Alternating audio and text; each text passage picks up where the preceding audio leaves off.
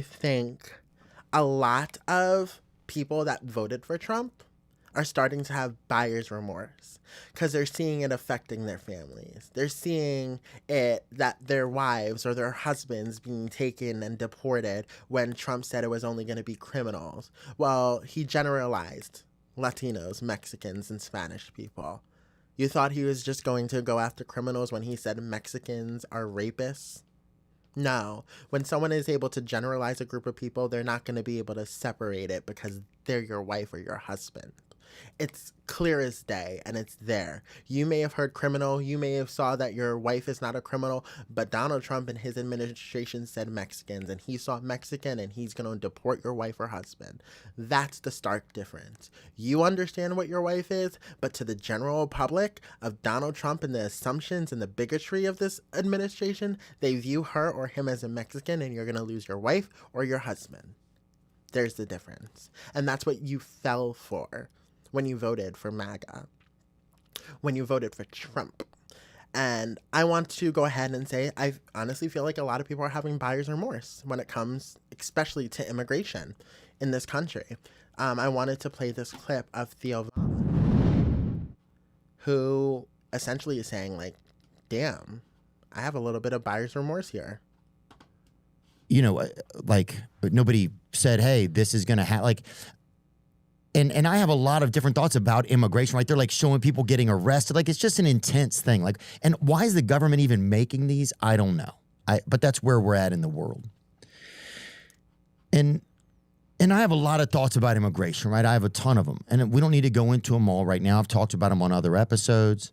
I feel like they're doing a lot of bookkeeping in the country right now because we're going to get into a surveillance state. So before I continue this, the surveillance state is very scary to think about because, I mean, this is something that the government, even before Trump, has been trying to do and enact. I don't think that's anything different. But when it comes to the immigration part of it, he's talking about a video that was posted by the White House, and it had him a part of it, and it basically promoted the unethical handling of immigrants in our country. And he didn't know that he was going to be in that video and his face was going to be in that video. And when he saw it, he saw his phone blow up with, like, you're a racist, you're a this, you're a that, you support ICE, what a fucking retard, what a douchebag, blah, blah, blah. Phone lit up, as it should. But he didn't know this video was going to be posted, and he didn't even know he was going to be a part of it or in it, and the White House posted it. And he was like, damn, wait, my father's an immigrant. Like, what's going on? Like, he got whiplashed by the White House. And everyone is going to have to be on the books, right? So that's where I believe that we're headed. But this was just wild, you know, and people are like sending messages and like hateful stuff, and, you know, you think all these illegals should, and all this type of shit. And like, I could talk to you ad nauseum about that, but this wasn't the time for it. It just was something that they used and put out there and everybody saw, right? So I'm getting a ton of hateful stuff. So let's go on to this clip as well here. Him on the log. I think it should be known, right? I do. Now, how do you get there? That's the bigger question, and we don't have to discuss that today, right? It's not about that. And sorry I'm going slow here. I'm trying to piece this together. So now I have this thing with security, but then you get a security person, and if you're walking on a security guy, then that's kind of uncomfortable. Because now you're like, it kind of makes you spooked. You're like, well, what's going on?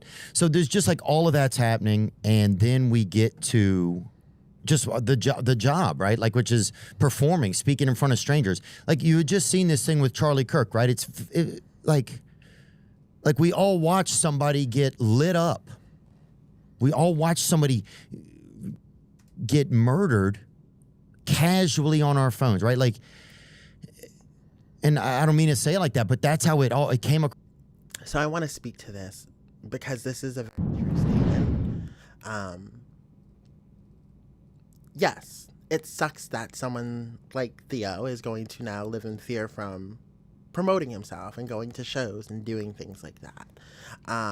It's a very real fear when you're a public figure that someone isn't going to like you, but to the point of being shot and killed, that's a different story. No one should be shot and killed because of their political beliefs. But when here's the dichotomy of it all. When your political beliefs hurt other people, especially hurt other marginalized groups of communities, your voice is no longer an opinion. It's hate speech, bigotry, and it is coded to inflict and implement policies that hurt those minorities groups of people. So your opinion of I don't like watermelon is different from black people like watermelon, so they should not be allowed to eat watermelon in the United States. Thus, if we catch a black person eating watermelon in the United States, then we have to deport them. Or worse, we get to shoot them up on the line and knock them all out.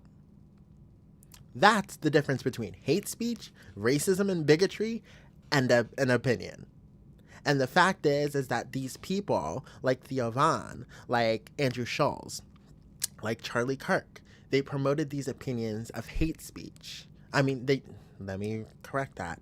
They promoted these words of hate speech instead of opinions. Opinions is a difference of how we can get immigration to work properly and reform it so people can access easily the United States. A hate speech opinion is all Mexicans are rapists. That's the difference. So I think after this experience with Charlie Kirk, and then the White House using his image and likeness in a video, he said, and then after all the hate that came his way, he was like, hold up, maybe I did do something wrong. Maybe I contributed to this base and this horrible situation our country is in when it comes to immigrants. And I didn't even think of it maybe, but my dad's an immigrant. So I think people are starting to come to a little bit of a buyer's remorse when it comes to Trump. Maybe a little bit slower than we would like. Speed it up a little bit and talk to your fan base and say, I was wrong. I fucked up. I voted and I promoted someone that did not have my same ideologies. Yes, there's conversations about immigration, but the conversations weren't had in depth to where I understood what this administration's plan was. And I don't support how they're going about immigration, how they're going about unmarked vans and abducting people off streets and from apartment buildings at 2 a.m. in the morning, and then these people are never to be seen from or heard from again. So I think it's big of him, not in this clip, but hopefully in the future, he says, I fucked up. We need to make a change.